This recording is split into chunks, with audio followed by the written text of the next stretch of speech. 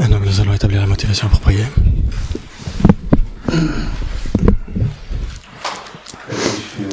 Le champ de refuge, visualiser le Bouddha Shakyamuni, sa sainteté le Dalai Lama, et tous les Bouddhas et les Bodhisattvas dans l'espace en face de vous.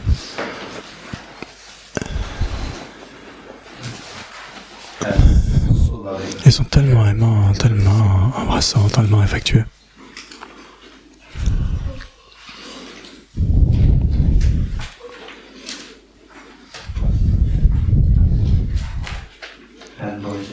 Le chant de Bodhicitta, nos deux parents, les enfants, tous les membres de la famille et tous les êtres, nos chères mères.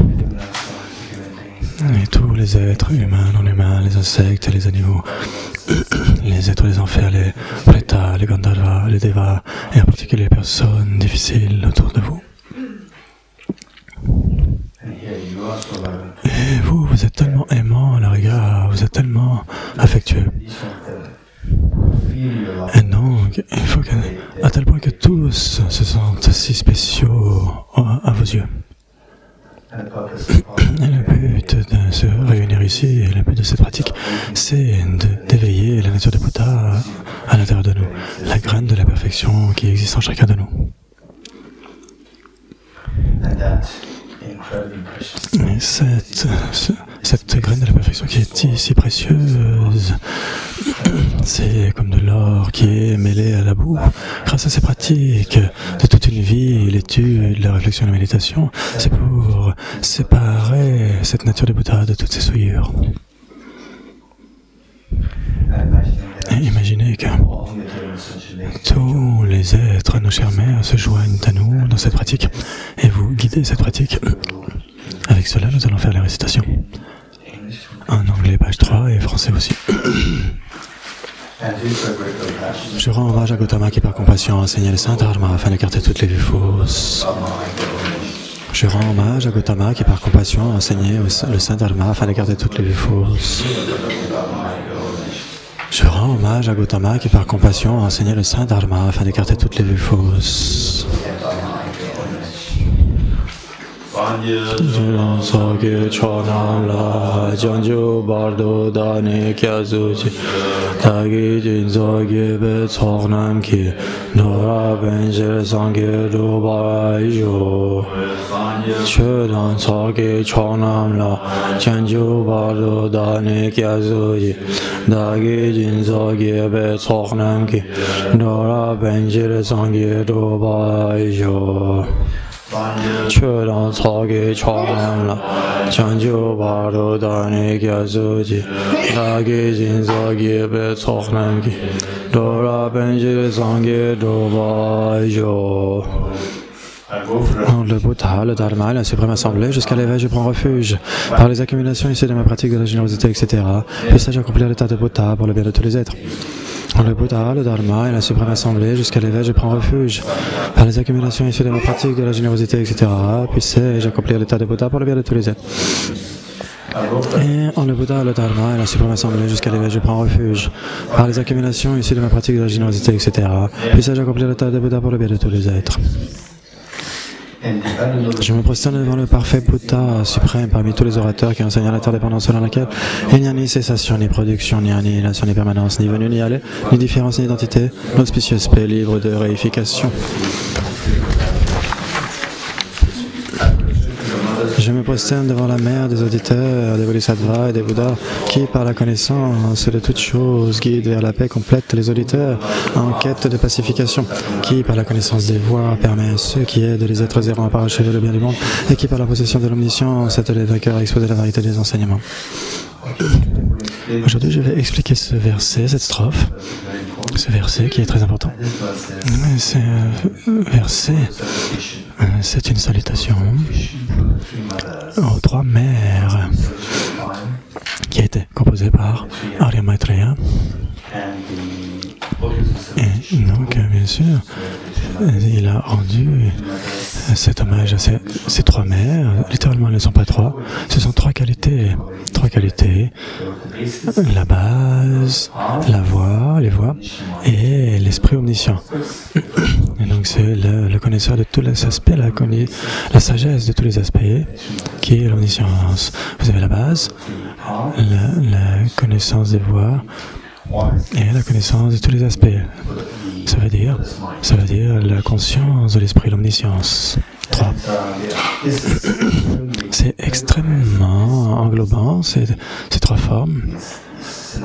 Ce synopsis, ce résumé de tout le corps des textes qui est l'ornement des réalisations.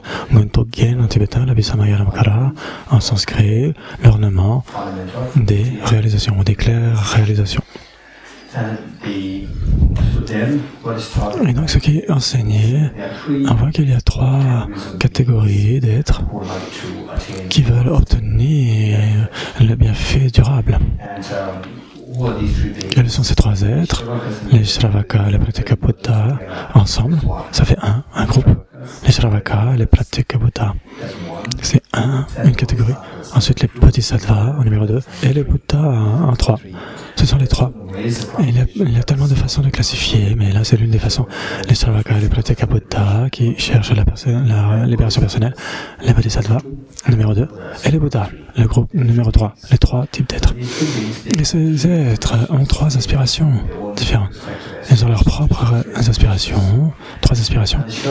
Les Shravaka, les Pratyekabuddha qui cherchent la libération personnelle, leur aspiration est d'obtenir l'absence totale de peur pour soi-même. La liberté totale, la paix du samsara, c'est ce qu'ils recherchent, c'est leur but. Pour les bodhisattvas, ils recherchent à bénéficier à tous les êtres. Ils veulent montrer aux êtres la voie en accord avec leur prédisposition et leurs aspirations. Je vais le répéter, ça va être un petit peu technique. Les bodhisattvas et les bouddhas.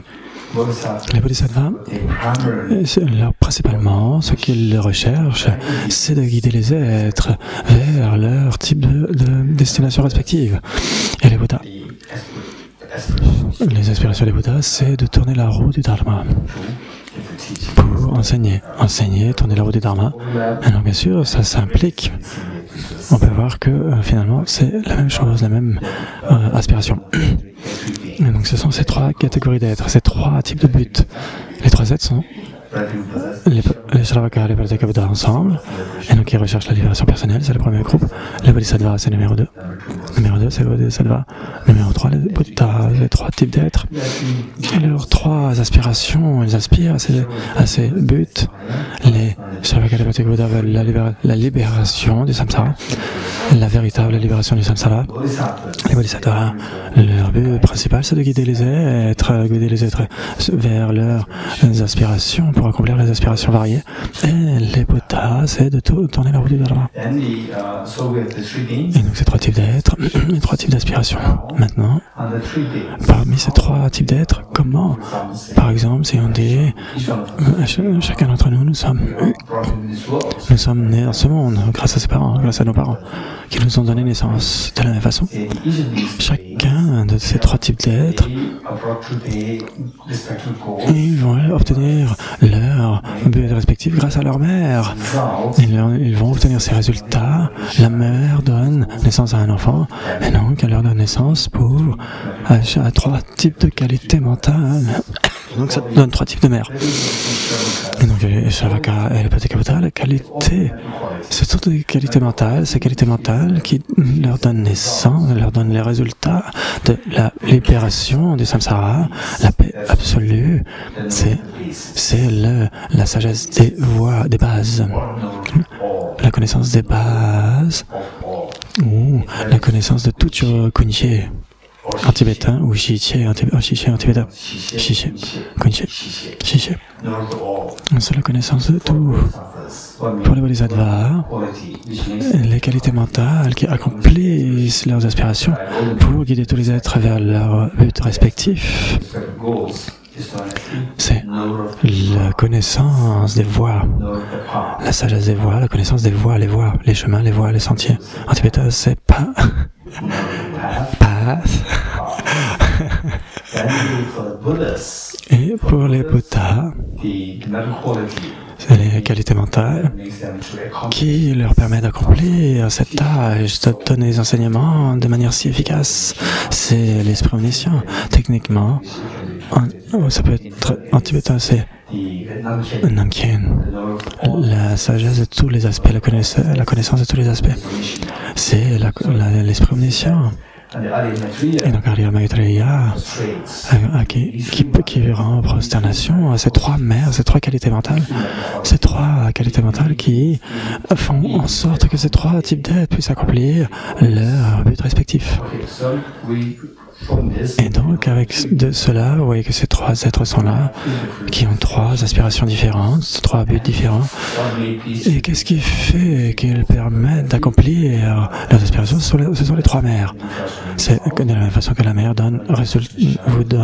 fait en sorte que vous êtes un enfant, etc. Et ces qualités qui font en sorte qu'ils obtiennent leurs trois aspirations, accomplissent leurs trois aspirations.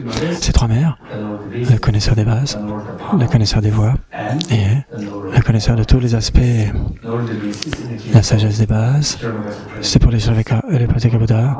La sagesse des voies, c'est pour les Bodhisattvas. Et la sagesse qui connaît tous les aspects, c'est les Bouddhas. Ça, c'est très important. Donc, quand nous récitons cela, si vous regardez cela, vous vous dites, oh, regardez toutes ces...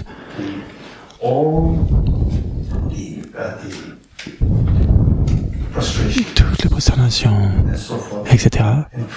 C'est loin, je le sens fait aux qualités mentales. Pas, oh, cette personne pourrait voler, oh, cette personne a des pouvoirs miraculeux. Non. Toutes ces prosternations que nous faisons, c'est par rapport aux qualités mentales. Ce qui veut dire que nous sommes inspirés à cultiver les qualités mentales, pas à penser aux choses extérieures, à des qualités extérieures. C'est plutôt des qualités mentales. Alors, tout cela, par exemple, Aryanaga, Arjuna, qui loue le Bouddha tout le temps pour la compassion et la sagesse, compassion, sagesse. Ces qualités mentales. Et donc on se focalise sur l'esprit et développer les qualités mentales. C'est pourquoi c'est ce qui peut vous faire obtenir la liberté intérieure et l'éveil omniscient, l'éveil pour le bien de tous les êtres. Et donc nous avons récité cette prière. Je vais brièvement regarder les mots. Je me positionne devant la mère des auditeurs. Les auditeurs, c'est Shravaka. Et explicitement les Shravaka ici, mais implicitement on inclut les Pratyekabuddha. Ils vont ensemble. Ensuite c'est les Bodhisattvas et les Bouddhas. Donc ces trois types d'êtres sont là indiqués, qui par la connaissance. Donc pour les Shravaka, ceux qui cherchent la libération individuelle, et les Pratyekabuddha, par la connaissance de toute chose, la connaissance de la voie et la connaissance de toute chose, c'est pareil. Donc, parfois, on dit la sagesse de tout, la sagesse des bases. La connaissance de toute chose, c'est pareil. La connaissance des bases, c'est la même chose. Guide les Shravaka et les Pratyekabuddha vers la paix complète, en quête de pacification. C'est ce qu'ils recherchent. Ils recherchent la pacification. Et ensuite, ces mères, ces bodhisattvas, ensuite, avec la connaissance des voies, ces qualités mentales, connaissance des voies, permet à ces bodhisattvas, qui est les êtres errants parachevés, le bien du monde. Et donc les bodhisattvas qui veulent aider les êtres errants, ça veut dire les êtres ordinaires, les êtres conscients, pardon, à parachever le bien du monde, parachever le bien du monde. Le monde, ça veut dire les différents types d'êtres, les différents êtres, pour les aider à accomplir leurs aspirations, pour leur montrer les voies, pour qu'ils obtiennent leur but. Et qui les trois, c'est les vainqueurs, les Bouddhas, qui, par la possession de l'omniscience, et l'omniscience, c'est la connaissance de tous les aspects. L'omniscience, l'esprit omniscient, qui aide les vainqueurs, les Bouddhas, à exposer la variété des enseignements, qui les aident à enseigner à tous les êtres. Et donc, grâce à cela, nous voyons les trois types d'êtres, les trois types de buts sont là. Les trois êtres être aspire à ces trois buts. Et les trois mères qui aident ces trois types d'êtres à accomplir leurs buts respectifs. Et on va le lire à nouveau ensemble. Et quand nous le lisons, là, vous allez voir que vous allez comprendre le sens vous affecte. Simplement pour votre parce que je ne pense pas que vous aurez, beaucoup d'entre vous aurez l'opportunité d'étudier ces textes, la Visama Lamkara, Gondogen. Non, Gondogen, non. Qui a essayé dans la base du programme. Très bien. Kapsipa, Mato. In the BP, in the basic program. Ce texte est extrêmement important dans les grandes universités monastiques. Et donc il passe pour ce texte 7 ou 8 années, juste ce texte. C'est si précieux. Donc juste pour vous donner une idée, ces qualités mentales, ces qualités qui renvoient à ces trois mères qui sont louées ici, Arya Maitreya rend hommage à ces trois mères. Ce livre, ce texte, ce n'est pas un très grand texte, mais il est tellement synthétique. Un mot, Duptang, la pratique, par exemple, qui est dedans, cela parle des deux vérités. Et les deux vérités, dans les universités monastiques, et les étudie pendant 4, 5, 6, 7 mois, juste ce mot de ce texte. Même si c'est un texte bref, il est tellement condensé. Et donc, pour donner une idée de ce texte, pour se connecter avec cela, et au cours de nos vies à venir, on pourra étudier un peu plus. Et si vous avez l'opportunité, ce sera bien d'étudier cela. Et si vous avez l'opportunité. À Tibet House, on a terminé ce texte en entier, récemment. En anglais, c'est extrêmement précieux, tellement précieux. Et il va vous donner tous les détails de la voie des Bodhisattvas, c'est si précieux. Dans les 8 chapitres, les 3 premiers chapitres évoquent les 3 mères, chacune des 3 mères. Ensuite, les 4 chapitres qui suivent sont dédiés aux entraînements pour cultiver ces 3 mères. Les 3 mères d'abord, dans chacun, la connaissance des bases, la connaissance des voies, la connaissance de tous les aspects. Et comment cultiver ces 3 mères. Vous avez les 4 entraînements qui sont enseignés. Le dernier chapitre, le 8e, c'est l'état résultant. En pratiquant ces 4 entraînements, vous cultivez les 3 mères et en dépendance de cela, vous obtenez l'état résultant, qui est l'omniscience. Et donc cela explique ce qu'est l'omniscience, ce que le Dharma, le Buddhakaya, les 2 corps des Bouddhas, les 3 corps des Bouddhas, les 4, 5 corps des Bouddhas. Tous ces détails de l'état de Bouddha sont donnés dans les chapitres 8. C'est extrêmement englobant, ce texte. Et si vous avez l'opportunité, vous devriez l'étudier. Et au centre Kalachakra, dans le Basic Program. Basic Program, we do chapter 4, and in Master Program, they do the whole text. Okay. Donc le centre Kalachakra aussi a le Basic Programme, et les personnes qui êtes à Paris, vous avez le centre Kalachakra qui est directement là. Et donc je dirais que vous ne devriez pas manquer l'opportunité d'étudier cela. Et donc, maintenant on va la reciter, on va voir le sens. Je procède devant la mère des auditeurs de Bodhisattva et des Bhuttas, qui, par la connaissance de toutes choses, guide vers la paix complète les auditeurs en quête de pacification, qui, par la connaissance des voies, permet à ceux qui aident les êtres errants à parachever le bien du monde, et qui, par la possession de l'omniscience, aide les vainqueurs à exposer la variété des enseignements. Je me prosterne devant le maître Sugata, protecteur, qui, motivé par l'altruisme, est devenu l'autorité valide dans l'enseignement des êtres. Je me prosterne devant le Bouddha qui a éliminé le filet de prolifération conceptuelle et qui est doté des corps divins, du vaste et du profond, diffusant pour toujours des nobles raies de lumière. Inspiré par la sagesse et la compassion aujourd'hui, en la présence du Bouddha, je génère l'esprit d'éveil pour le bien de tous les êtres.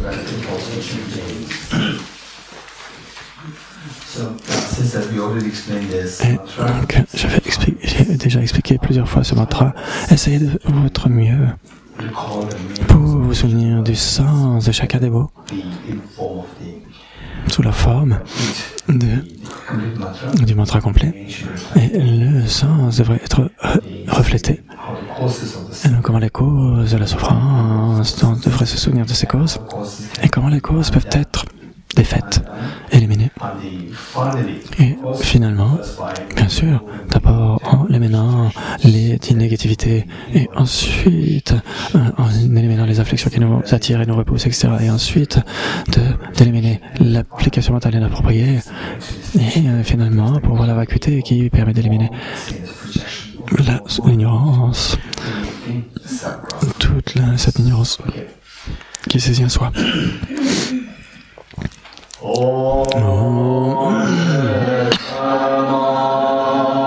Hetu prabhava hetum tesham dathagato yavadat tesham chayo nirodham eva vadi mahashramanaye swaha.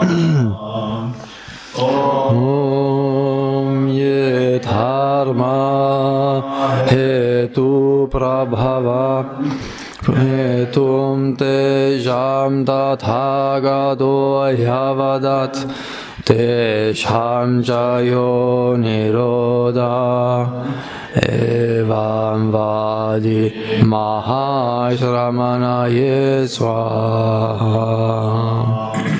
Om ye dharma hetu prabhava hetum tesham dathagato yavadat tesham jayo nirodha evam vadi mahashramanaye swaha. Le sens du mantra. Tous les phénomènes viennent de causes, et ces causes sont enseignées par le Tathagata, de même que leur cessation. Ainsi parlait le grand renonçant. Profond, apaisé, libre d'élaboration, claire lumière et incomposé, tel est le Dharma, semblable au nectar que j'ai découvert. N'ayant trouvé personne qui puisse comprendre cet enseignement, je me retirerai en silence dans la forêt. Inconcevable et inexprimable, perfection de sagesse. Je me procède devant la mer des vainqueurs des trois temps.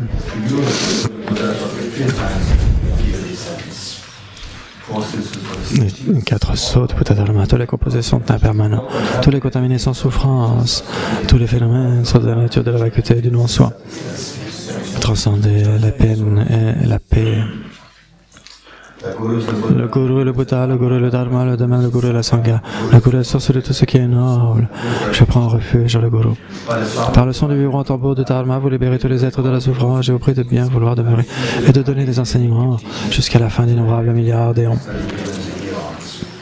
Le Bouddha ne lave pas les négativités des êtres, pas plus qu'il n'ôte leur souffrance de ses mains ou qu'il ne leur transfère ses réalisations spirituelles. C'est parce qu'il leur enseigne la vérité de l'incité que les êtres sont libérés.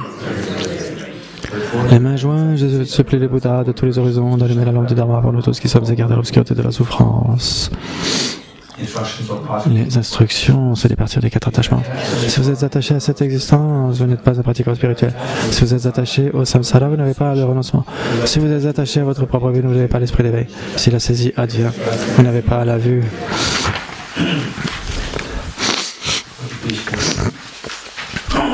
Page suivante. Au fondateur, destructeur, transcendant, doté de qualité, aller au-delà des structures de l'ennemi, être parfaitement accompli et pleinement éveillé, par ferme connaissance sur bonne conduite, Sugata, connaisseur du monde, surpassable des êtres indisciplinés. Enseignant de tous les dieux et de tous les hommes, à vous, Bouddha Bhagavan, gloire et concurrence, sage du clan des Shakyas, je rends hommage, je présente des offrandes, en vous je prends refuge.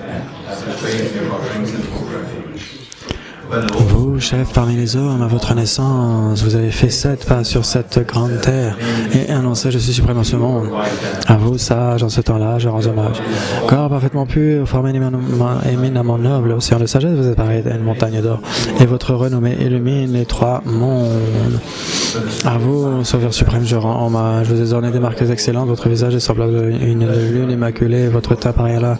Je vous rends hommage, pur comme vous, les 3 mondes ne le sont pas. À vous, dans la sagesse incomparable. Je rends hommage, sauveur à la grande compassion, fondateur qui connaît toutes choses, champ de mérite aux qualités aussi vaste que l'océan. À vous, ainsi, allez, je rends hommage, par la pureté, le délivre de l'attachement, par la vertu, il libère des renaissances infortunées, unique chemin de réalité pure et suprême, au dharma qui apaise, je rends hommage. Vous êtes libérés et montrez la voie qui mène à la libération. Vous observez avec ferveur les préceptes de l'éthique, champ pur doté de réalisation. À vous, Assemblée suprême, vous voyez à la vertu, je rends hommage. Ça va après, la page d'après. Comme une étoile, une aberration visuelle, une flamme vacillante, une illusion, une goutte de rosée ou une bulle, un rêve, un éclair ou un nuage, considérez ainsi tous les phénomènes composés. Par ses mérites puissent les êtres atteindre l'état d'omniscience et vaincre l'ennemi et les défauts. Puissent-ils se libérer de l'océan de l'existence cyclique, agité par les vagues tumultueuses de la vieillesse et la maladie de la mort. Ensuite, la page d'après, le sutra du cœur.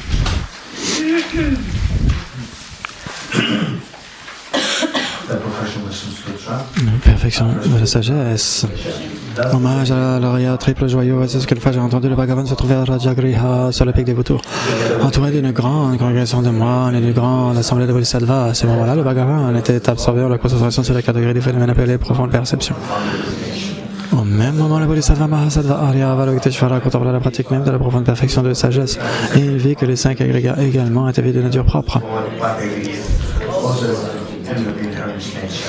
Puis, par le pouvoir du Bouddha, le vénérable Shariputra s'adressa en ces termes au Bodhisattva Mahasattva Arya Avalokiteshvara. Les fils de la lignée désirent de pratiquer la profonde perfection de sagesse, comment doivent-ils s'y prendre? La Bodhisattva Mahasattva Arya Avalokiteshvara répondit alors au vénérable Sharadvatiputra. Shariputra, les fils et les filles de la lignée qui désirent pratiquer la profonde perfection de sagesse doivent la considérer de la manière suivante. Et ils doivent contempler correctement et en être pris le fait que les 5 agrégats, eux aussi, sont vides de nature propre. La forme est vide, la vacuité est la forme n'est pas autre que la forme, et la vacuité n'est pas, la forme n'est pas autre que la vacuité. De même, les sensations, l'identification, les facteurs composés de la conscience sont-ils vides? Shariputra, ainsi tous les phénomènes sont-ils vacuités? Ils sont sans caractéristiques, ils ne naissent ni ne cessent, ils sont ni souillés, ni non souillés, ni déficients, ni parfaits.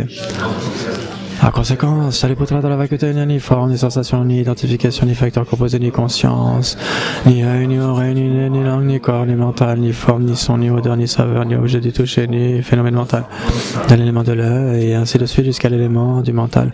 Et l'élément de la conscience mentale, il n'y a pas d'élément. Il n'y a ni ignorance, ni élimination de l'ignorance, et ainsi de suite jusqu'à... Il n'y a ni vieillissement et mort, ni élimination ni vieillissement de la mort. Et à l'avenant, il n'y a ni souffrance, ni origine de la souffrance, ni cessation, ni voix. Il n'y a ni sagesse transcendante, ni obtention, ni non-obtention. Shariputra, ainsi, puisqu'il n'y a pas d'obtention, les bodhisattvas se font-ils sur la perfection de sagesse, et ils demeurent en elle, l'esprit sans voile et sans peur.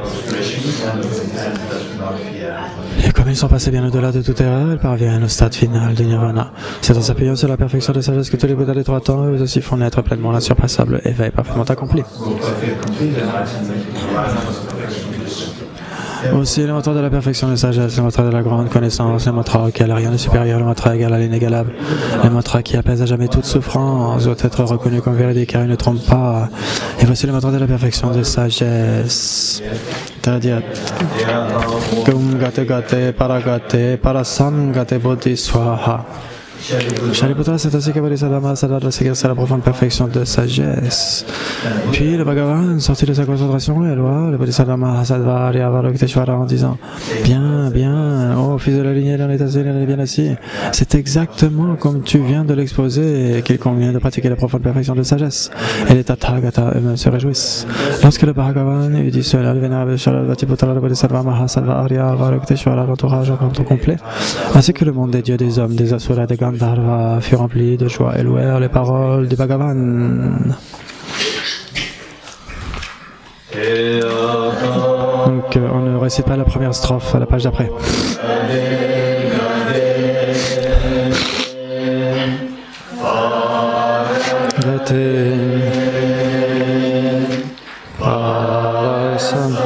Gate bodhi swatadyata om gate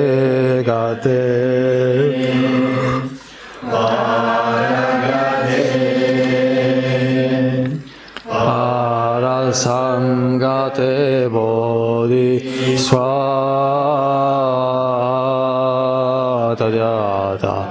om gate paragade parasam gate bodhi swatadyata om gate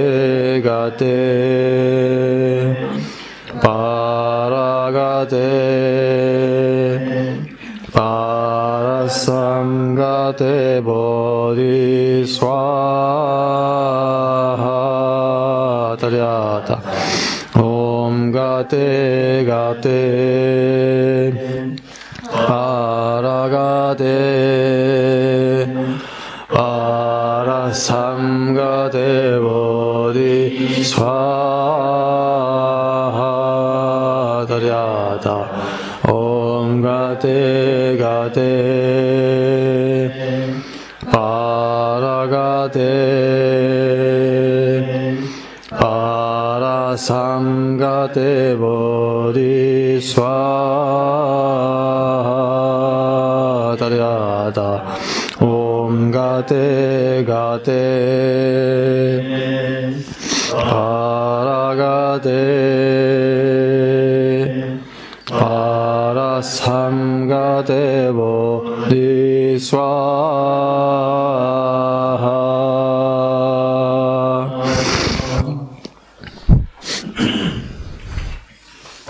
Par les enseignements des trois joyaux suprêmes, dotés du pouvoir de la vérité, que les obstacles extérieurs soient transformés, qu'ils soient chassés, qu'ils soient apaisés, qu'ils soient totalement pacifiés.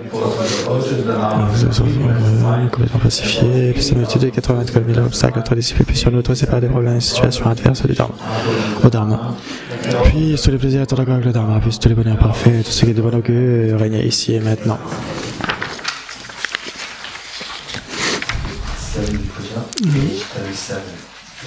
La prière de cette branche. Okay. Les 8 strophes de l'entraînement de l'esprit, juste après la page d'après. Les 8 strophes de Geshe-Langri-Tamba, déterminés à obtenir le plus grand bienfait possible grâce à tous les êtres qui sont plus précieux que le joyau, exaucant les souhaits. Je les considérais comme plus chers à tout instant. En compagnie d'autrui, je me considérais toujours comme le plus bas de tous. Et du fond du cœur, je tiendrai les autres pour cher et suprême. Vigilant dès qu'une émotion perturbatrice s'élève dans mon esprit, mettant en danger les autres et moi-même, je l'affronterai et m'en détournerai sans tarder. Quand je vois des êtres de naturel méchants, accablés par de violentes négativités et d'intenses souffrances, je chérirai ces êtres rares comme si j'avais trouvé un trésor précieux. Si par jalousie d'autres me maltraitent, par des injures, des insultes et autres malveillances, j'accepterai la défaite et leur offrirai la victoire. Quand celui à qui j'ai fait du bien et en qui j'ai placé tous mes espoirs me blesse cruellement, je verrai en lui mon saint maître. En bref, directement et indirectement, j'affronterai tout bienfait et tout bonheur à tous les êtres, mes mères.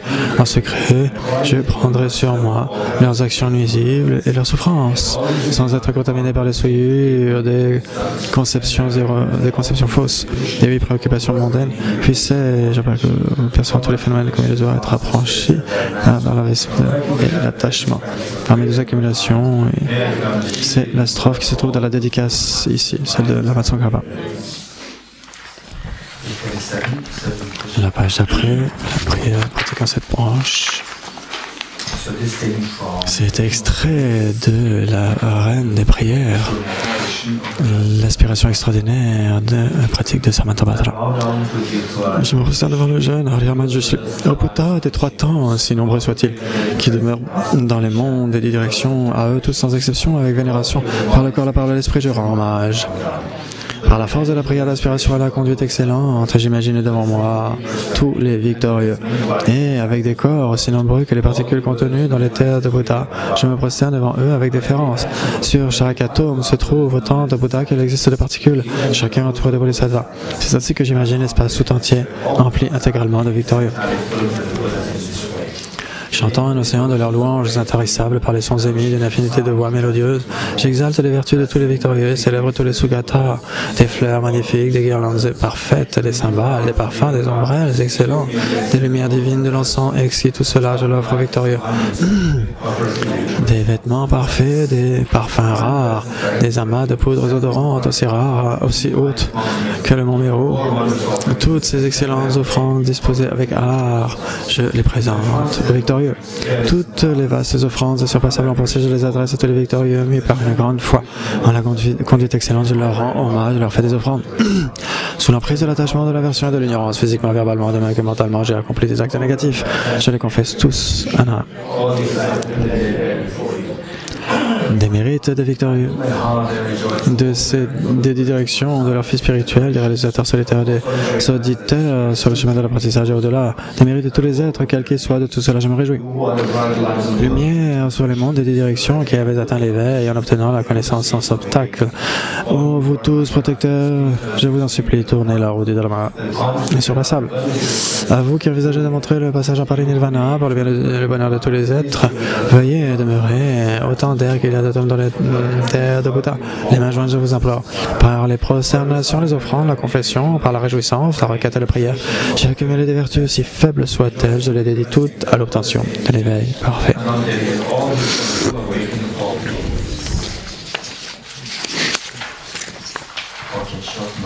Le mandala, l'offrande abrégée.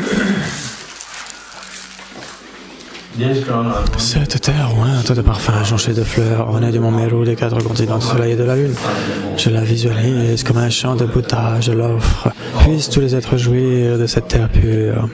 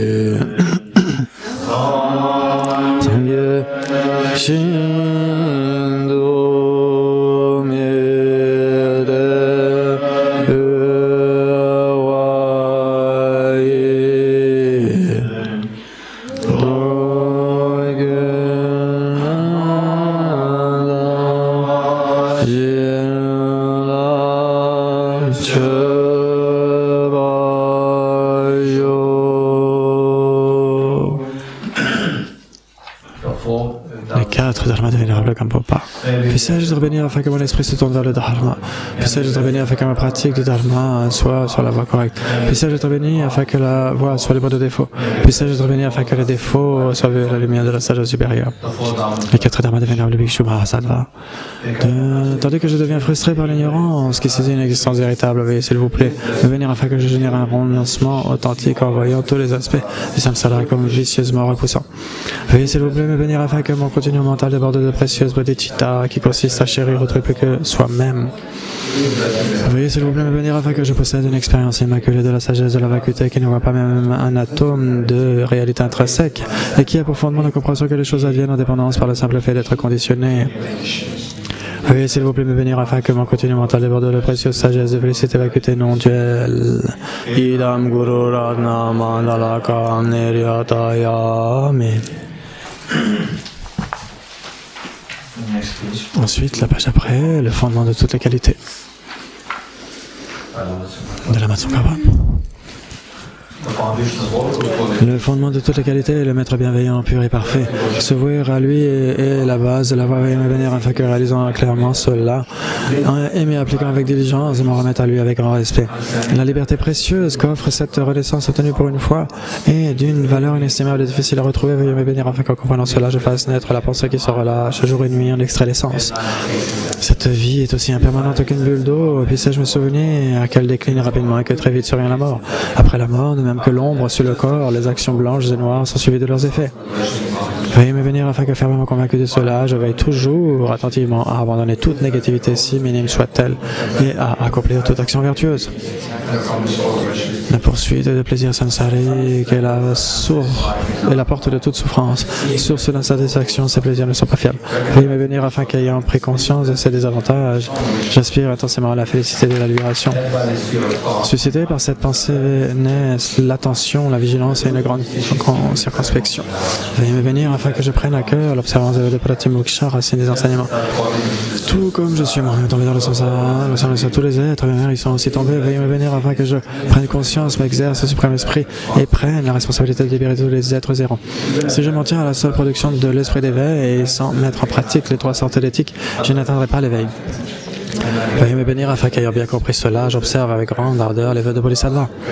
Veuillez me bénir afin qu'ayant apaisé les distractions envers les objets incorrects et analysé correctement le sens de la réalité, je fasse naître rapidement dans mon continuum mental la voie qui unit le calme mental et la vue profonde. Veuillez me bénir afin que, devenu un réceptacle pur par la pratique de la voie commune, je franchisse l'excellent guet des êtres fortunés, le suprême véhicule de Vajra. Dès lors, la base d'accomplissement des deux sortes de réalisation et l'observance pure des vœux et engagements sacrés. Veuillez me bénir afin que, fermement convaincu de cela, je le protège même au prix de ma vie.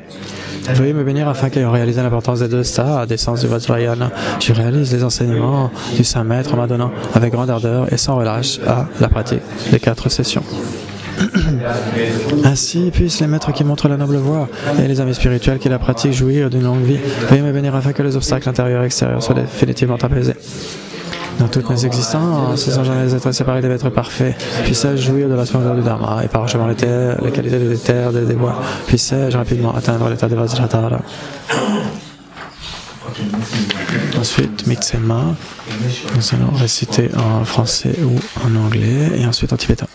Avalokiteshvara, grand trésor de compassion sans objet, Manjushri tout-puissant, la sagesse immaculée, Vajrapani, destructeur de toutes les hordes de marins, Sankapa, fleuron des sages du pays des neiges, à vos pieds, le Sanjapa, j'adresse mes requêtes.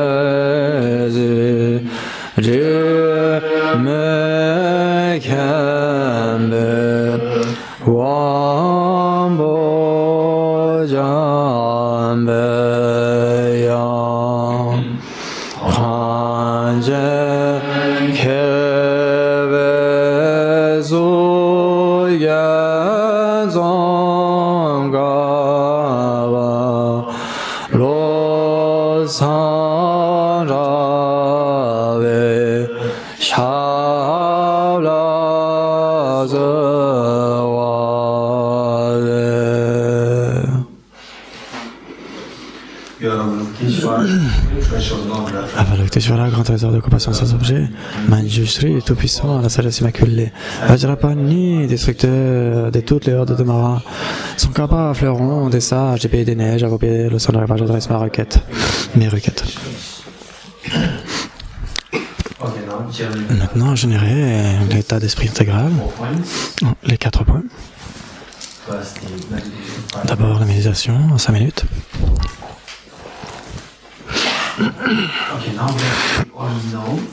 Vous connaissez tous maintenant comment méditer.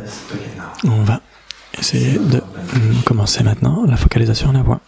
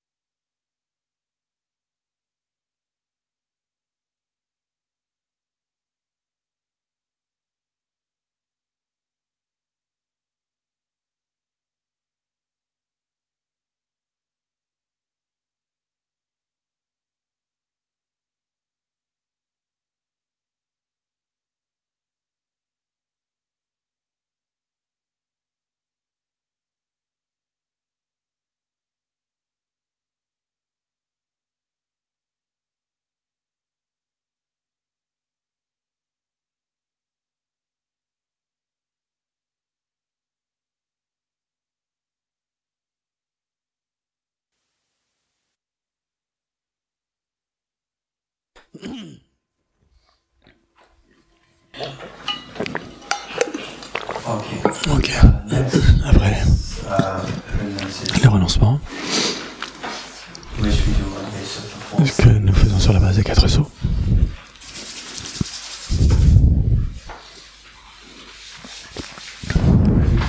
Prêt? Et donc, la première est la focalisation, le premier type de méditation qu'on a faite, et les 3 autres sont analytiques. Essayez de laisser votre esprit s'écouler avec les instructions autant que possible, invoquer l'expérience. Prêt? Le renoncement. Le sens de cela, ça veut dire renoncer à toutes les souffrances. Pour faire cela, il est nécessaire de renoncer aux causes de la souffrance. Les causes de la souffrance sont identifiées comme étant. Bien sûr, il y a de nombreuses causes. Il y a les afflictions, le karma contaminé, l'application mentale inappropriée, les afflictions grossières, etc. On peut parler de la racine de la conception fausse on peut parler de 4 conceptions fausses qui saisissent les impermanents comme étant permanents, l'impur comme étant pur, ce qui est dénué de soi comme étant associé à soi. Et donc ces 4 conceptions fausses, on les élimine grâce à 4 types de sagesse. Le Bouddha a dit tous les composés sont impermanents. Cette impermanence a 2 niveaux, grossière et subtile. Donc on essaye d'abord de réfléchir à l'impermanence grossière. Quand on voit l'interruption d'un continuum, d'un phénomène, par exemple notre jeunesse, de la façon, tous les magnifiques levées, coucher de soleil qu'on a vu, tout cela s'est terminé. Et pour le faire de manière brève, il y a 200 ans, 300 ans en arrière, par exemple en France, il y avait toutes ces relations humaines, etc. Et il y avait tous ces gens qui étaient là, dans ces événements. Et donc il n'y a aucune de ces personnes maintenant, elles sont toutes parties. Les personnes les victimes, les bourreaux, etc. C'est la réalité. De la même façon ici, aujourd'hui, ici au centre Gala Chakra, nous sommes venus ensemble pour faire des pratiques du Dharma, pour générer Bodhicitta, pour le bien de tous les êtres. Mais aussi, il faut imaginer qu'il y a des gens qui se battent pour le pouvoir, l'argent, etc. Et des enfants qui sont qui ont tellement d'espoir, etc. Les enfants, les parents ont aussi tellement d'espoir pour leurs enfants, etc. C'est de la façon dont ça existe maintenant. Mais dans 200 ans, tout cela, ce sera des souvenirs. Aucune personne ne demeurera de ces 8 milliards de personnes actuelles, personnes humaines. Le monde tout entier ici. Mais aujourd'hui, tout ce qui est là maintenant, dans 200 ans, il n'y aura plus rien. Ce sera toujours des personnes différentes. Ce sera une différente génération. C'est l'impermanence. Cette impermanence renvoie à un changement qui advient. Le changement que nous pouvons voir en 20 ans, 30 ans, sans les changements que nous voyons sur l'année, sur les mois, sur la semaine, sur la journée, sur l'heure, la minute, les secondes, les millisecondes, les nanosecondes. Ces changements ne sont pas possibles au niveau subtil. Et donc nous voyons que tous les changements au niveau grossier, ils doivent nécessairement traverser ce processus du changement subtil, de l'impermanence subtile. Qu'est-ce que l'impermanence subtile? Et donc même, par exemple, si vous avez un chronomètre, vous prenez le chronomètre et vous voyez, par exemple, nous devons voir cela, nous devons voir les chiffres qui passent, c'est une grande source de confiance que vous pouvez avoir par rapport à l'impermanence. C'est la réalité de notre corps, de notre esprit, de tout le monde entier, leurs parents, chaque enfant. Ça bouge tellement vite. Quand quelqu'un a un magnifique corps, etc., un magnifique teint, ça devient tellement vieux. Et une magnifique fleur. Et ça, c'est la réalité. Avec cela, nous voyons que tous les composés sont nécessairement en train d'éprouver ces changements extrêmement rapides. L'impermanence. Quand nous réfléchissons à cela, nous avons une certaine peur. Imaginez qu'on vous jette dans un train qui va tellement vite. Quelle est votre réaction mentale? Bien sûr, vous avez peur. Quelle peur? Parce que plus le train va vite, plus vous avez peur, parce que vous ne savez pas où il vous emmène. Qui décide de la destination du train de votre corps, de votre esprit, qui vont du monde qui vont tellement vite? Qui décide de la destination du train? C'est notre esprit qui est le pilote. Donc si le pilote était notre mère ou notre père, il est certain qu'il les emmènerait dans un lieu de vacances. Mais ce sont des terroristes qui pilotent. À ce moment-là, dans notre cas, c'est notre esprit qui est le pilote. Et notre esprit est malheureusement sous la dictature des pires des contaminations. L'ignorance qui se dit un soir, qui engendre le rêve, qui crée le rêve, dès l'instant où vous créez le rêve, tout ce qui advient dans le rêve vous affecte. Qu'est-ce qui engendre? Ici, c'est l'insaisie qui saisit un soi, qui projette toutes ces choses. Et c'est ce qui vous fait croire dans les projections comme étant réelles. Et cette ignorance qui saisit un soi, cette contamination sous la forme d'une ignorance qui saisit un soi, elle est complémentée avec l'égocentrisme qui est aussi... il y a aussi l'application mentale inappropriée et il y a toutes les afflictions grossières et tous les karmas négatifs tels que l'innégativité. Et les résultats surviennent. C'est pourquoi nous disons tous les contaminés sont dans la nature de la souffrance. Souffrance, la vieillesse, de la maladie, de la mort, la dépression, l'anxiété, etc. Un moment d'une telle tragédie de souffrance est suffisante pour remettre en question tous les bons souvenirs qu'on a, les célébrations, les fêtes d'anniversaire, les fêtes, etc. Tout devient tellement terne, tellement superficiel. Un seul moment de souffrance est suffisant pour remettre en question tout cela. Oui. Et donc, quand ces souffrances s'arrêtent-elles? Par exemple, 2020, votre jeunesse, etc., elles se sont arrêtées d'eux-mêmes. Mais quand ces souffrances s'arrêtent-elles? Pas d'elles-mêmes. Tant que nous ne fournirons pas des efforts. Donc, quel type d'efforts sont nécessaires? Ces souffrances prennent leurs racines dans l'ignorance. La cessation du karma, des afflictions et la libération. Et le karma et les afflictions surviennent des causalisations issues de l'application matérielle appropriée. Et elles-mêmes viennent des élaborations conceptuelles qui s'assoient. Et cette élaboration cesse au moyen de la sagesse de la vacuité. Et donc, ces élaborations, c'est l'ignorance fondamentale. Donc, il faut trancher la racine de toutes les souffrances. Comment est-ce qu'on le fait? En employant l'antidote, qui est la sagesse de la vacuité. Quelle est cette sagesse? Cette sagesse, par sa définition, c'est un esprit qui discerne les choses dont le mode d'appréhension est en accord total avec la réalité. Qu'est-ce que la réalité?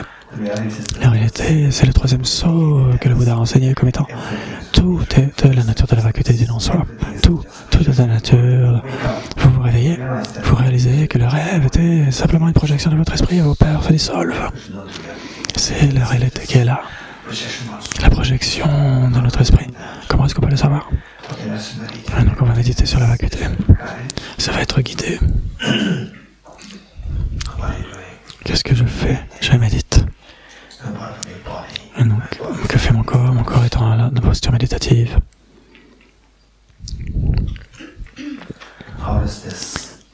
Comment est-ce que cette personne que j'identifie comme étant moi, comme étant le soi, comment est-ce qu'elle m'apparaît? Comme étant un semblable rêve projeté par mon esprit, ou comme étant seulement objectivement réel, tellement solidifié, bien sûr, tellement solide là, tellement objectifié là. Et croire en cela, c'est l'insaisie ignorante d'un soi. C'est l'ignorance qu'il faut éliminer. Comment est-ce que nous savons que ce soi n'existe pas, n'est pas réel? Comment est-ce qu'on le sait? Que ce soi qui semble existant, que croire en un soi solide de l'ignorance. Avec cela, on devrait se souvenir de ce que dit Arya Nagarjuna. Si le mirage était de l'eau, pourquoi ceux qui se rapprochent ne voient-ils pas de l'eau? De la même façon, si ce soi existait de manière si objective, pourquoi est-ce qu'on ne le voit pas quand on se rapproche de l'objet? Maintenant, on va essayer de se rapprocher de l'objet pour voir si le jeu existe de son propre côté. Alors votre esprit va se rapprocher de l'objet, c'est l'analyse ultime. Pourquoi? Quelque chose qui existerait de manière objective, de manière ultime, cela revient au même. Et vous vous rapprochez de l'objet, vous vous rapprochez de l'ultime. Et donc cette conscience qui se rapproche de l'ultime, c'est l'analyse ultime. Et donc maintenant, vous soumettez ce soi inhérent à l'analyse ultime et vous vous rapprochez de l'objet. Avant de se rapprocher de l'objet, ce soi, il apparaît tellement comme se soutenant lui-même, comme une entité qui se soutient elle-même.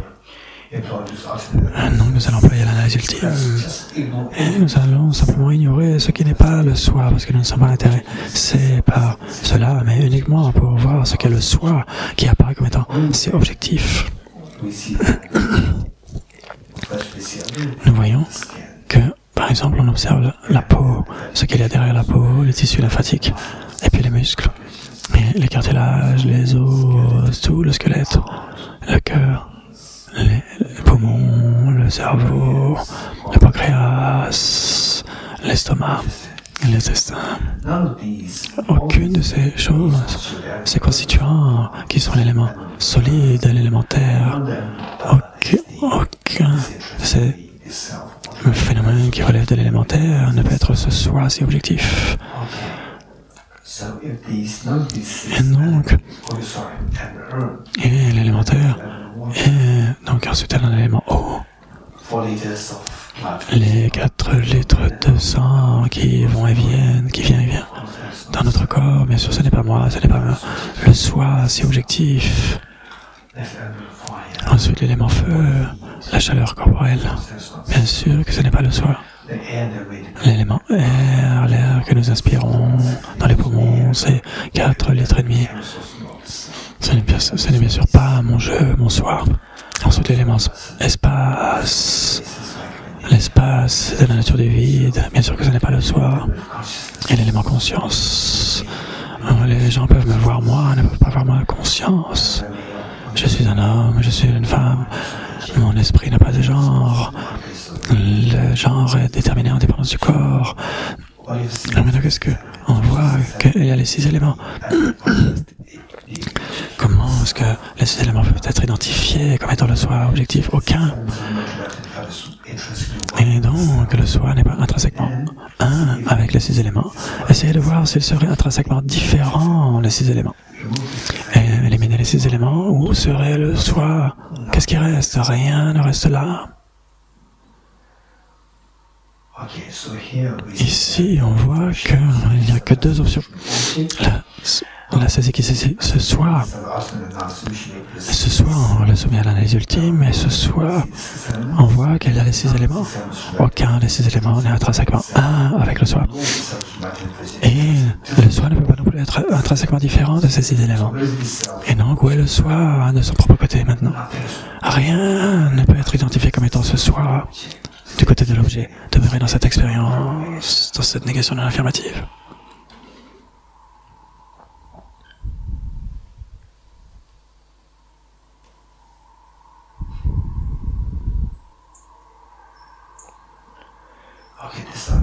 C'est incroyable cette expérience. Et donc, de la même façon que le soi se dissout dans l'expérience, dans cette expérience où, dans la vacuité où le soi se dissout, de la même façon, toutes nos peines, la peur du Covid-19, la peur de perdre nos proches, la peur de mourir, etc., toutes ces souffrances, si vous les soumettez à la même analyse ultime, elles-mêmes se dissolvent, elles sont toutes illusoires, et elles se dissolvent dans l'expérience de la vacuité. Imaginez que sur l'expérience de la vacuité, toutes les peines se dissolvent. Le moment où les peines se dissolvent, instantanément vous ressentez la paix ultime. C'est ce que le Bouddha a enseigné comme étant le 4e saut, la paix, le nirvana et la paix.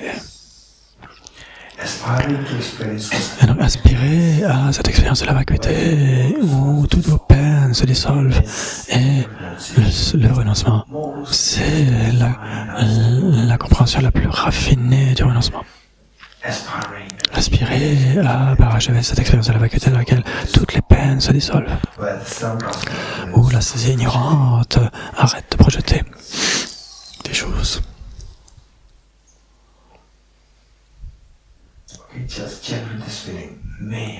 Et demeurer dans cette aspiration, puisse-je réaliser la vacuité dans laquelle toutes les peines et toutes leurs causes se dissolvent et on expérimente une paix ultime.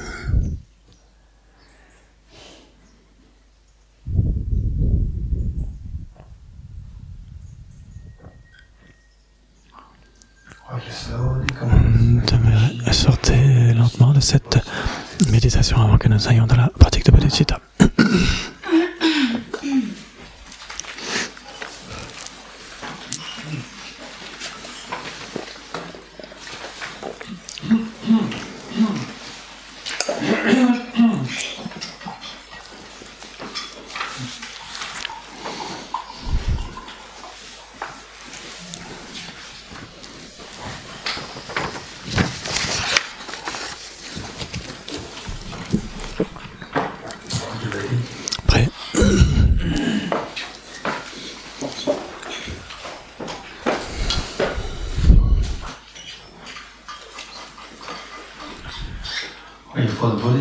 Pour la pratique de Bodhicitta, et donc quand vous êtes seul, vous pouvez le faire sur la base d'une méthode ou des 2 méthodes. Et quand on est en groupe, si c'est une retraite de Bodhicitta spécifiquement, nous faisons l'une des 2 méthodes. Ici, on va faire les 4 incommensurables. Et ensuite, nous allons générer l'inspiration de Bodhicitta. Prêt? Et donc, ce qu'on a vu hier, certains d'entre vous pourriez ressentir que ce que je fais, c'est tellement superficiel. Oui, en effet, ça arrive à tout le monde. Et donc, ne vous inquiétez pas. C'est comme ça qu'on commence. On commence avec la superficielle, avec l'aspect superficiel. Et au final, ça devient réel. C'est le sens de la pratique. Et donc, d'abord, l'amour bienveillant, incommensurable. Comme ce serait bon si tous les êtres, mes chers mères, vous n'avez pas besoin de le formuler, simplement essayez mentalement, essayez de générer cela mentalement. Alors que quand vous êtes seul, oui, vous pouvez formuler verbalement tout cela. Comme ce serait bon si tous les êtres, mes chères mères, étaient associés au bonheur et aux causes du bonheur. Les causes du bonheur étant principalement la sagesse de la vacuité et l'amour inconditionnel de Bodhicitta. Puissent tous les êtres, mes chères mères, trouver le bonheur et la cause du bonheur. Je prends la responsabilité que tous les êtres, mes chères mères, soient associés au bonheur et aux causes du bonheur. Les Bouddhas et les Bodhisattvas, exactement comme la mère est tellement d'un enfant pendant toutes ces années, et aujourd'hui son fils ou sa fille, à l'âge de 12 ans, elle vient vers sa mère et dit « Non, prends du repos, je vais faire tout pour toi, aujourd'hui je vais faire le repas, etc. » C'est tellement aimant. Et nous faisons la même chose pour tous les êtres. Et la mère n'en croit pas à ses yeux après toutes ces années de difficultés qu'elle a traversées. Et aujourd'hui, son fils ou sa fille aînée, avec une grande responsabilité, prend le courage, prend la responsabilité de ses frères et sœurs. La mère ne peut pas en croire ses oreilles. Elle en pleure de joie. De la même façon, tous les Bouddhas, les Bodhisattvas sont tellement fiers de vous, qui avez cet engagement si courageux de prendre le sort de tous les êtres sur vos épaules, de faire en sorte qu'ils soient associés au bonheur à cause du bonheur. Cette fierté que ressentent les Bouddhas et les Bodhisattvas invoque la compassion, leur esprit de compassion, qui envoie des rayons de nectar lumineux vers vous et tous les êtres. Au moindre contact avec ce nectar lumineux, ce nectar infuse le bonheur et la cause du bonheur en vous-même et tous les êtres de nos chères mères.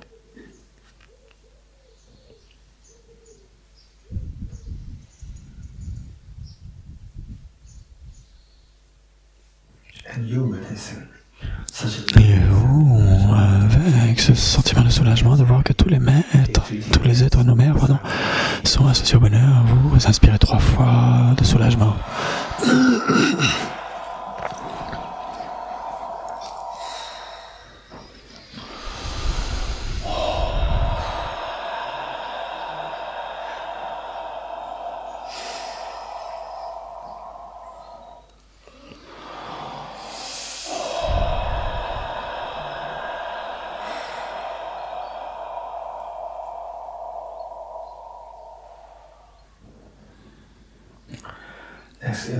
Ensuite, la compassion incommensurable. Comme ça serait bon si tous les êtres, mes chères mères, étaient libres de la souffrance, des causes de la souffrance.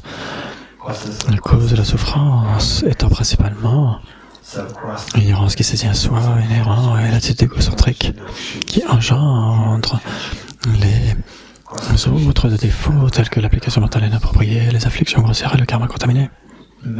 Puissent tous les êtres, mes chères mères, être échappés à la souffrance et aux causes de la souffrance. Je prends la responsabilité que tous les êtres, mes chères mères, soient libres de la souffrance et des causes de la souffrance. Les Bouddhas et les Bodhisattvas, et voient que vous avez cet engagement si puissant, invoquent de leur esprit omniscient de compassion tous ces nectars lumineux qui viennent vers vous et tous les êtres, et au moindre contact avec ces nectars lumineux, toutes les souffrances et les causes de la souffrance de tous les êtres de vous-même sont totalement éliminées, totalement purifiées.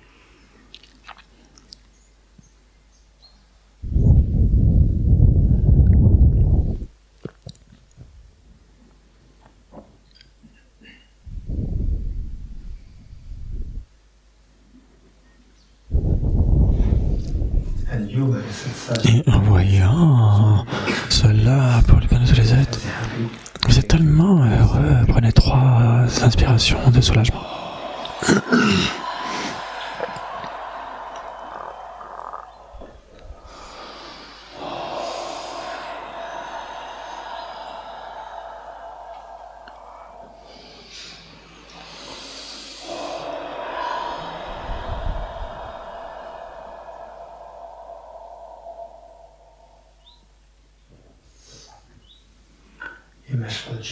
La joie incommensurable.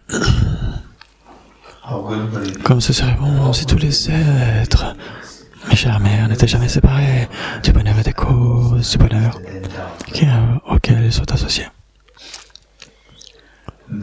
Puissent tous les êtres, mes chères mères,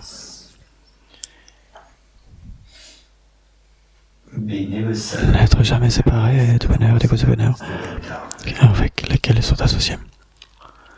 Donc ici, dans le texte que vous avez, c'est à corriger. Il y a eu des erreurs dans cette partie. Puis, je prends la responsabilité que tous les êtres ne soient jamais séparés du bonheur auquel ils sont associés. Et les Bouddhas et les Bodhisattvas, voyant votre engagement si courageux, sont tellement fiers de vous, et ils invoquent de leur esprit omniscient, compatissant, ces nectars lumineux qui viennent vous toucher, vous et tous les êtres, nos chères mères. Et au moindre contact avec ces rayons lumineux, cela stabilise le bonheur et les causes du bonheur avec lesquelles les êtres sont associés.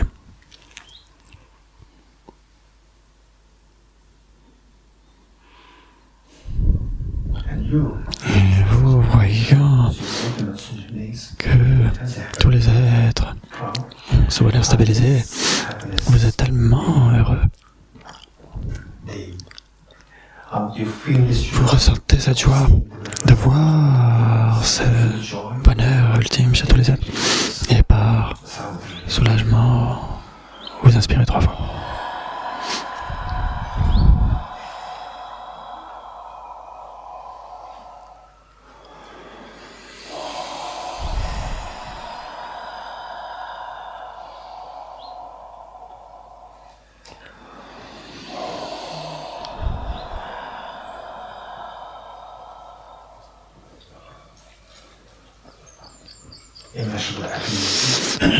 La partialité incommensurable.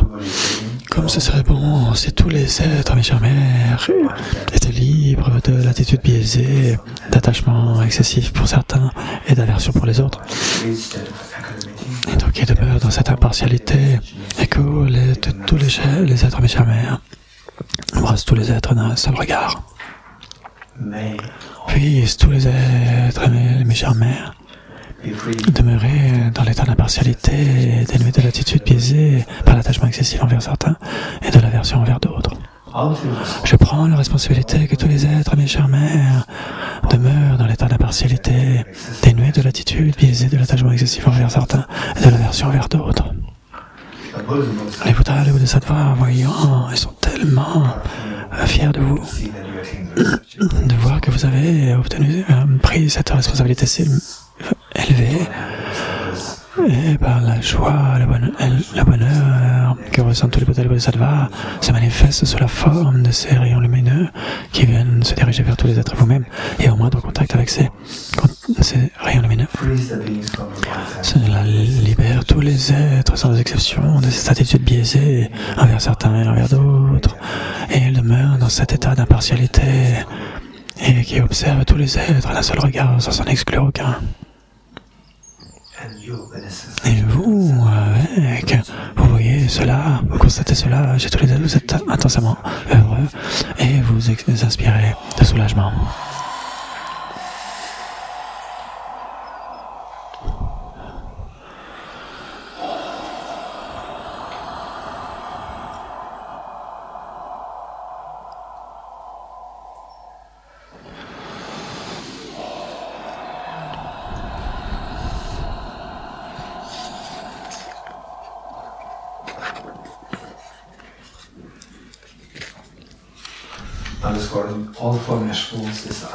Non, vous avez à nouveau cet amour inconditionnel vers tous les êtres demeurent dans cette expérience.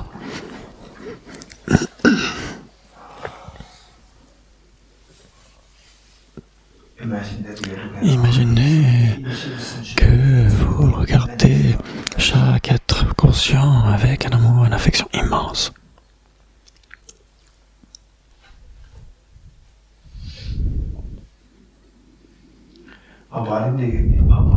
Vous demeurez dans cette expérience d'amour inconditionnel vis-à-vis de tous les êtres, et les mains jointes, vous pouvez vous engager dans cette bodhisattva, cet esprit le plus merveilleux de cet univers. 3 fois. Puissais-je atteindre l'état de Bouddha pour le bien de tous les êtres, mes chères mères. Puissais-je atteindre l'état de Bouddha pour le bien de tous les êtres, mes chères mères. Nourrissez, j'atteindrai l'état de Bouddha pour le bien de tous les êtres, mes chères mères.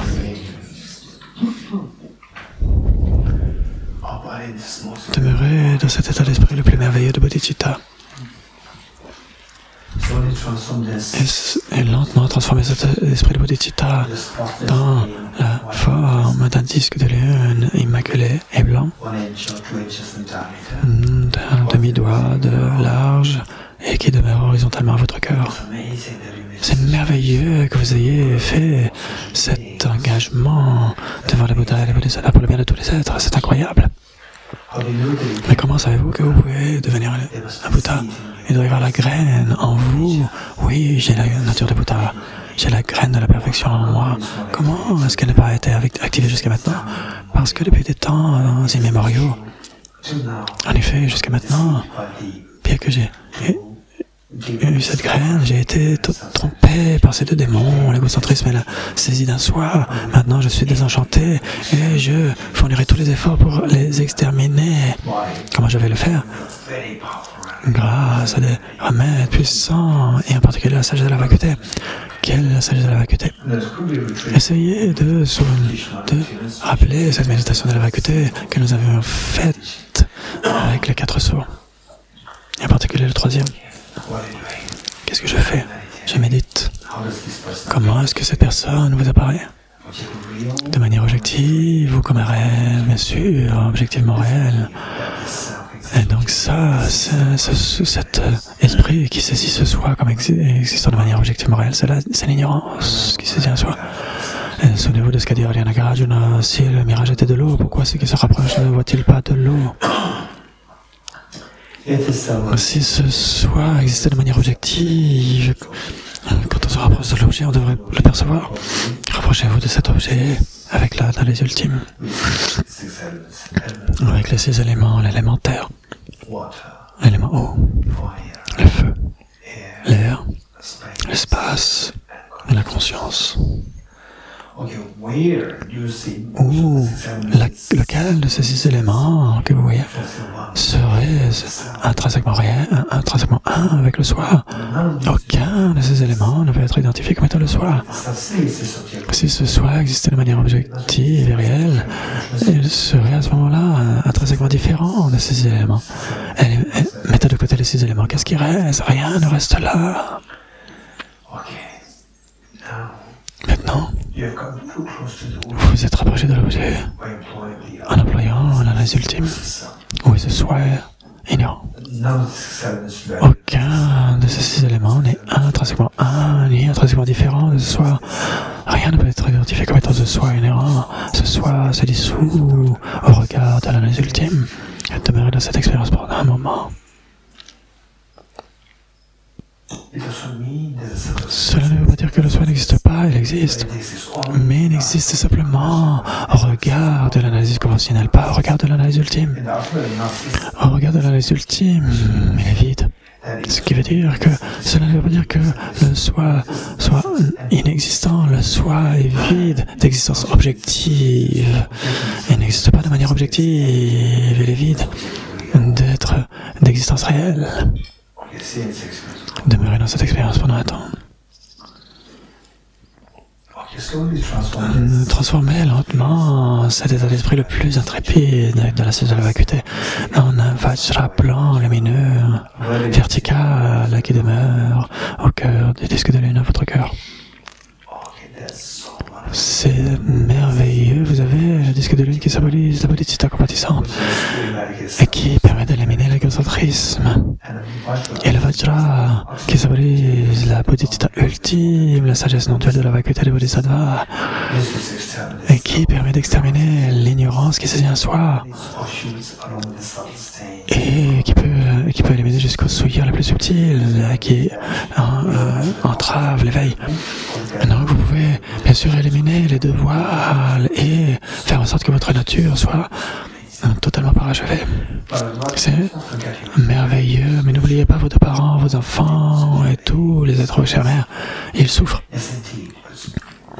Et grâce à votre compassion énorme, vous avez tous les êtres, cette compassion invoque ce disque de lune et le vajra à votre cœur et se démultiplie à l'infini. Et chacun de ces ensembles va rejoindre le cœur de votre mère, de votre père, et puis chacun de vos enfants, et un ensemble dans chacun des animaux, les insectes, les prétas, chaque personne ici en France, dans le monde, dans la Voie lactée et dans l'univers tout entier. Et tous les êtres, sans exception, possèdent ce disque de lune et ce vajra à leur cœur. Et là, vous vous sentez tellement détendu, tellement soulagé, que tous les êtres, mes chères mères, aient cela à leur cœur. N'oublions pas que les Bouddhas et les Bodhisattvas sont là et nous observent. Et nous pouvons inviter les Bouddhas et les Bodhisattvas pour être témoins de cette cérémonie de Bodhisattva d'inspiration. Et donc, nous faisons la requête au Bouddha Bodhisattva d'être témoins. Et nous allons faire 3 prosternations pour leur signifier notre requête.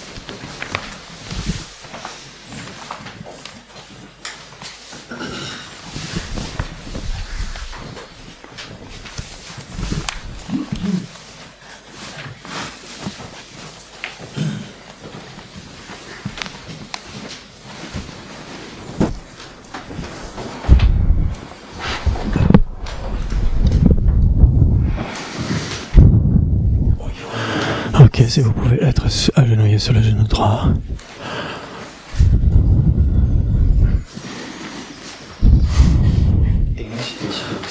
Donc, en français, c'est là où il y a le dessin du Vajra et du disque de lune.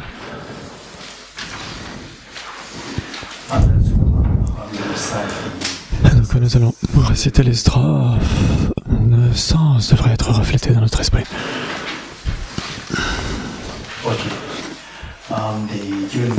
Gardez à l'esprit que tous les Bouddhas et les Bodhisattvas nous observent et que vos parents, vos enfants et tous les êtres se joignent à vous en prenant ces vies de Bodhisattva d'inspiration. Je prends refuge dans les 3 joyaux, je confesse toutes mes négativités individuellement, je me réjouis des vertus de tous les êtres, je maintiens le précieux esprit d'éveil en mon cœur. Je prends refuge dans les 3 joyaux, je confesse toutes mes négativités individuellement, je me réjouis des vertus de tous les êtres, je maintiens le précieux esprit d'éveil en mon cœur. Je prends refuge dans les 3 joyaux, je confesse toutes mes négativités individuellement, je me réjouis des vertus de tous les êtres, je maintiens le précieux esprit d'éveil en mon cœur. Guru Bouddha et Bodhisattva, veuillez s'il vous plaît me prêter attention. De même que les Bouddhas du passé ont généré l'attitude de Bodhicitta, et de même qu'ils maintenaient avec succès la conduite des Bodhisattvas, je vais moi aussi générer l'attitude de Bodhicitta pour le bien de tous les êtres, et m'engagerai avec succès dans les pratiques des Bodhisattvas. Guru Bouddha et Bodhisattva, veuillez s'il vous plaît me prêter attention, de même que les Bouddhas du passé ont généré l'attitude de Bodhicitta, et de même qu'ils maintenaient avec succès la conduite des Bodhisattvas, je vais moi aussi générer l'attitude de Bodhicitta pour le bien de tous les êtres, et m'engagerai avec succès dans les pratiques des Bodhisattvas. Guru Bouddha et Bodhisattva, veuillez s'il vous plaît me prêter attention, de même que les Bouddhas du passé ont généré l'attitude de Bodhicitta, de même qu'ils maintenaient avec succès la conduite des Bodhisattvas, je vais moi aussi générer l'attitude de Bodhicitta pour le bien de tous les êtres, et m'engagerai avec succès dans les pratiques des Bodhisattvas.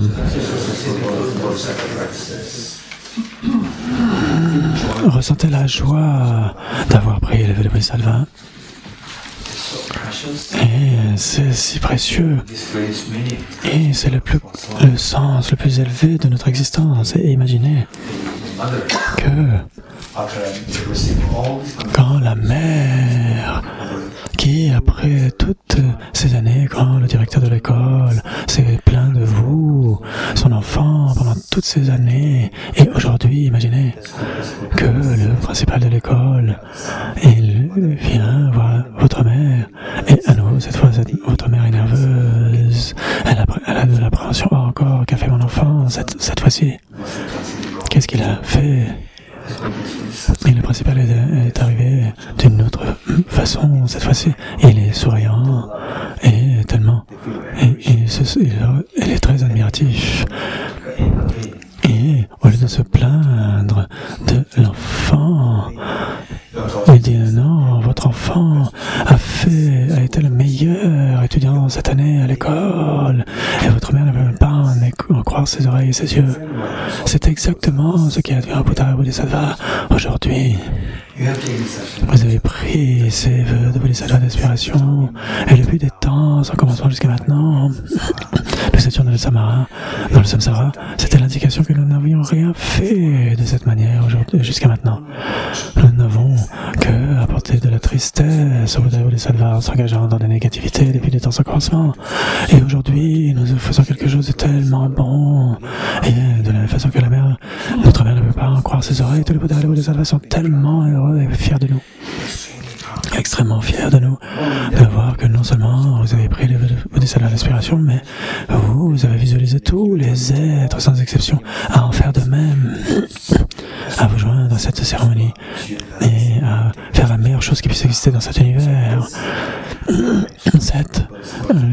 Cette fierté que ressentent les Bouddhas et les Bodhisattvas aujourd'hui est exactement comme la mère est fière de son enfant. Visualisez que cette fierté de tous les Bouddhas et les Bodhisattvas invoque le Vajra et la lune à leur cœur et se démultiplie à l'infini. Et comme une pluie diluvienne, il y a des disques de lune et des Vajras qui viennent à notre cœur et qui deviennent non-duels, qui stabilisent et bénissent. De la même façon, d'innombrables Vajras et disques de lune du cœur de tous les Bodhisattvas et les Bouddhas viennent comme une pluie diluvienne à rejoindre le cœur de votre mère, ceux qui se trouvent dans le cœur de votre mère, ceux qui se trouvent dans le cœur de votre père, et dans chacun des enfants, tous les êtres nous germèrent. Les animaux, les insectes, les prétas, les êtres des enfers, les esprits, les dévas, etc. Dans le monde, ici, dans l'univers tout entier. Et par cela, ils deviennent non-duels, les stabilisent et bénissent. C'est le sens le plus élevé de notre existence. Si quelqu'un nous demandait quel est le sens de la vie, c'est le sens de cette existence. Vous avez fait la plus belle des choses de cet univers. Et aujourd'hui, vous venez de le faire. Et c'est le plus beau cadeau que vous puissiez faire à tous les êtres, et vous l'avez fait à tous les êtres. Et c'est la plus belle des offrandes que vous puissiez faire à tous les Bouddhas et les Bodhisattvas. Et les Bouddhas ont clairement indiqué que l'offrande du monde tout entier, du système universel empli de joyaux, de diamants, etc., à tous les Bouddhas et les Bodhisattvas, un moment de génération de la compassion, de la grande compassion, c'est bien plus précieux que tous ces joyaux qui remplissent l'univers tout entier. Et là, vous n'avez pas fait que la compassion, mais en plus bodhicitta vis-à-vis de tous les êtres. C'est la plus belle des offrandes que vous puissiez leur faire. Et cela est dû grâce à la bonté de tous les Bouddhas et Bodhisattvas, et en tant que gratitude, et geste de gratitude pour les remercier, nous allons faire 3 prosternations à leur égard.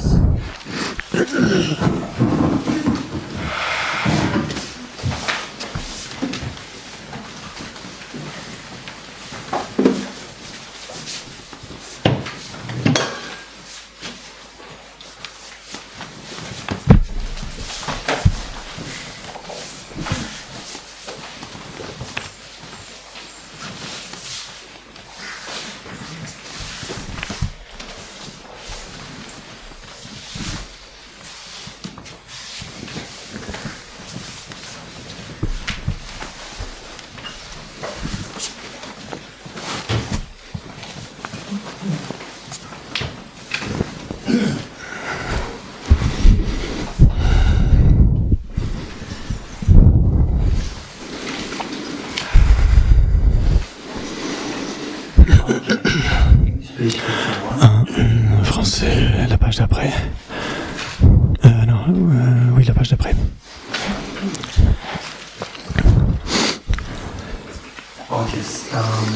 Il y a certains d'entre vous qui partent aujourd'hui avec cette pratique que nous faisons depuis les derniers jours. Si vous pouvez penser à faire cela, quelque chose qui ressemble à cela, au quotidien, ce n'est pas nécessaire que vous passiez 2 heures, mais ça peut être fait en une demi-heure. Dans certains cas, 10 minutes, vous pouvez faire cela. D'être un petit peu sélectif par rapport à ces choses, faire en sorte que vous ayez la focalisation d'un point, le renoncement bodhicitta et la sagesse de la vacuité. Et donc comment est-ce qu'on le fait? On l'a fait d'une manière plus élaborée, mais vous pouvez le faire de manière plus concise. Dans certains cas, ça peut être 15 minutes par exemple, ce serait bien de le faire. Si vous n'avez pas vraiment le temps pour le renoncement, vous récitez les quatre lignes. En récitant les lignes, essayez de réfléchir au sens, pas nécessairement en grand détail, mais pensez, oui, en effet, tous les compositions sont permanents, et donc l'égocentrisme et les souffrances, tout cela, ça la vie. Et tout est comme un rêve. Et donc ça, c'est transcender la paix, les peines. Et donc, puissais-je expérimenter cette paix sur la base de l'expérience de la vacuité. Et donc vous démarrez cette expérience et puis ensuite vous passez à bodhicitta. Et quand vous avez plus de temps, vous pouvez penser aux 4 incommensurables, les 2 méthodes de bodhicitta ou l'une ou l'autre, ou simplement l'engagement, ces 3 versets. Cet engagement, puissais-je obtenir l'état de Bouddha pour le bien de tous les êtres. Et transformer cela en un disque de lune et puis penser à la vacuité brièvement ce soir qui semble exister de manière objective. Vous le soumettez à l'analyse ultime, vous pensez aux 6 éléments et donc comment est-ce qu'il pourrait être soit différent des éléments. Vous demeurez dans cette absence, etc. quelques secondes, moins d'1 minute. Vous demeurez dans cette expérience, transformez cette sagesse en le vajra. Et puis, vous partagez vis-à-vis de vos parents, tous les êtres. Et imaginez, vous invoquez tous les Bouddhas et les Bodhisattvas. Ils ont aussi leur propre disque de l'univers qui viennent en vous, dans tous les êtres. Et puis, vous faites des dédicaces. Et ça prend moins de 15 minutes ou 10 minutes. Et si vous avez le temps, bien sûr, vous pouvez réciter ces strophes aussi, à la page d'après, après le disque de lune et le vajra. Et donc ici, c'est pour dédier notre pratique pour les vies à venir aussi. Au cours de toutes mes vies à venir, puissais-je toujours être guidé par le Bouddha contemplatif, et puissais-je maintenir les 2 précieuses bodhicittas même au prix de ma vie. Au cours de toutes mes vies à venir, puissais-je toujours être guidé par le Bouddha contemplatif, et puissais-je maintenir les 2 précieuses bodhicittas même au prix de ma vie. Au cours de toutes mes vies à venir, puissais-je toujours être guidé par le Bouddha compatissant, et puissais-je maintenir les 2 précieuses bodhicittas même au prix de ma vie. Voici comment les sages, ayant saisi fermement cet esprit, pour le développer plus encore, doivent glorifier l'esprit d'éveil. À présent, ma vie a fructifié, j'ai obtenu les précieuses existences humaines. Aujourd'hui, je suis né dans la famille des Bouddhas. Je suis devenu un enfant des Bouddhas. À partir de maintenant, que je ne fasse rien qui ne soit en accord avec ma famille, jamais je ne dois altérer cette noble et pure lignée. Comme un aveugle ayant trouvé un joyau dans un tas de poussière, de même est né en moi cet esprit d'éveil, un événement extrêmement rare. Il est le nectar suprême, triomphant de la mort dans la transmigration, et il est le trésor inépuisable, illuminant la pauvreté des êtres. Il est la médecine suprême, apaisant les maladies du monde. Il est l'arbre invitant au repos ceux errants, fatigués sur les chemins de l'existence conditionnée. Il est le pont universel qui laisse tous les êtres s'échapper des royaumes inférieurs. Il est la lune croissante de l'esprit, calmant la tourmente des perturbations. Il est le grand soleil qui met une fin aux méprises et aux vues troubles de ce monde. Il est le beurre quintessentiel produit quand le lait du dharma est baraté. Puisque pour ceux parcourant les chemins de l'existence et transmigrateurs, hôtes désirant jouir du bonheur, ceci est le moyen suprême menant à la félicité. Par lui, ces hôtes d'honneur seront complètement rassasiés.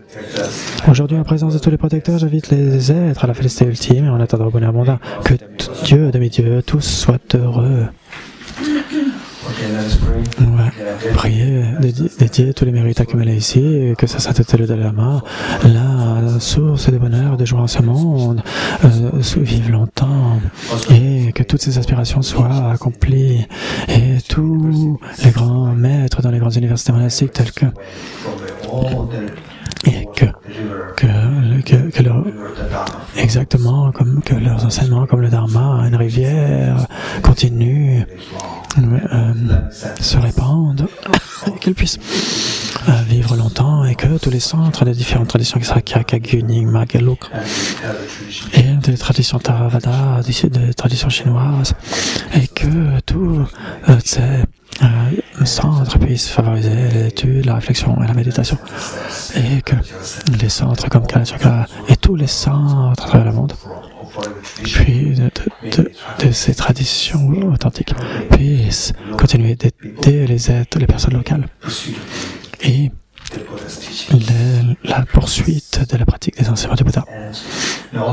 Et puissent tous les êtres qui sont décédés du Covid-19 et d'autres maladies, puissent toutes ces personnes qui puissent-elles renaître pour à nouveau réaliser le Dharma de la vacuité des Bodhisattvas et qu'elles aient une plus grande compassion, une plus grande sagesse pour guider tous les êtres vers l'éveil.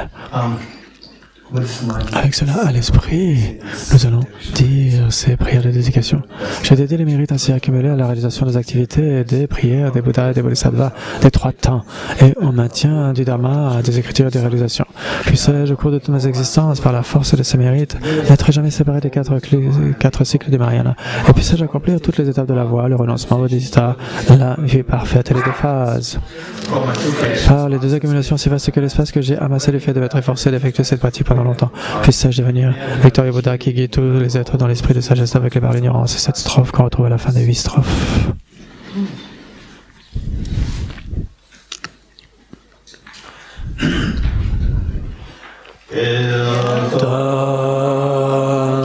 Om Gate Gate